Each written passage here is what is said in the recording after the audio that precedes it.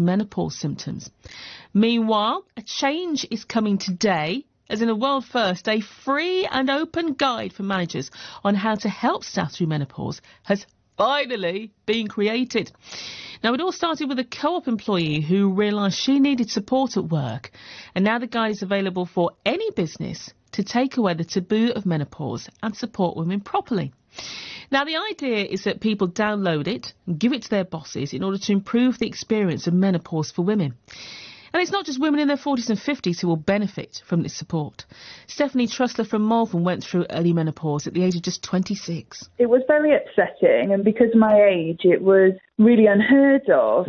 So I have something called premature ovarian insufficiency, which is essentially early menopause, but with slight differences. But obviously, it's not very recognised, so it was really hard to be taken seriously, and it is a bit of an invisible illness, to be honest. And I think menopause is that in general. Like, a lot of women are suffering daily, and, you know, many people aren't aware of that.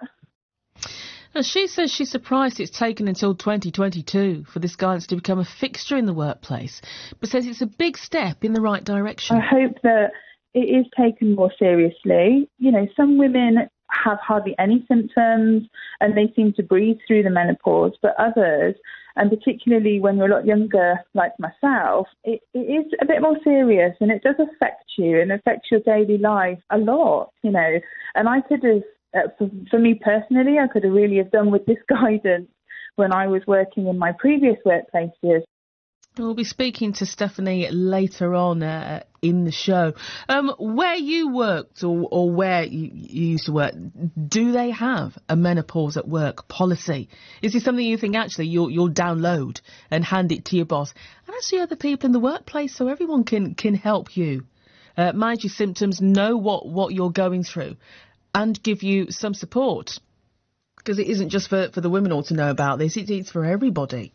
Because it's going to have some kind of ripple effect on everybody around you. But is there a policy in place where you worked or where you used to work? Do you think this is something that is going to be useful now? And as Stephanie says, why has it taken until 2022? We've been going through this change for thousands of years. Why has it taken so long? Also, coming up, I think this might be tonight, it's going to be a menopause advert that challenges ageism in advertising, breaking the silence and stigma around the subject. It's going to make its debut after winning £1 million of free airtime on Channel 4. So it's a commercial for a tenor product. It tackles the realities of menopause rarely seen on TV. It's going to air for the first time on Channel 4 on Friday at 8:10 p.m. It follows a daughter and her mother who's navigating the menopause, from rogue beard hairs, yes, and night sweats to hormonal range and bladder weakness. And it's going to tell the story of a second coming of age. So look out for that. And it said, we hope it'll inspire people to talk to their own loved ones about the menopause. We all know someone who's going through it, yet we so rarely talk about it. And it's no wonder 1 in 3 feel alone during the menopause. So watch out for that. But yeah, do you have any policies in place at work? And do you think that new policy will be useful? How did it affect you at work? Get in touch with your stories. It'd be good to hear.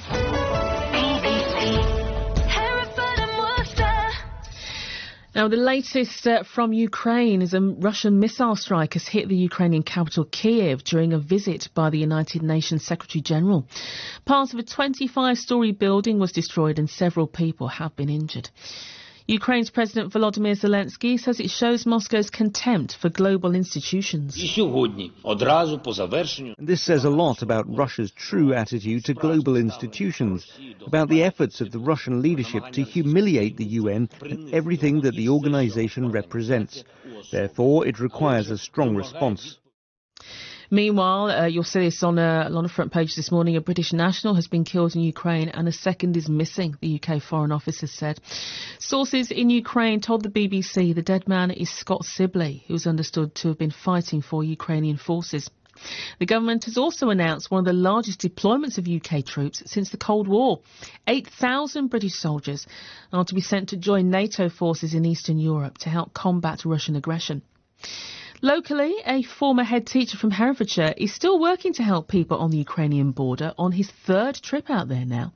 David Gaston has told us some incredible stories on his travels so far, and he joins us again now. Hi, David. Good morning. Now, I understand you're currently in Austria. How come? I was contacted on last week by a Canadian medical team who had come across a guy who had been caught in a rocket attack in Kharkiv a few weeks ago. The attack killed 8 people. He was very badly injured, 11 shrapnel wounds. So they'd operated on him, but there were several wounds left, and he'd got serious nerve damage to one of his legs. So they had tried to find any surgeon that was able to undertake an operation, and the closest they could come up with was in Salzburg. So they asked me if I would take him. Wow, so you got him over there? So he was brought through the border. I met him at the border, and I drove him down to Salzburg. We met with members of the charity that are funding it.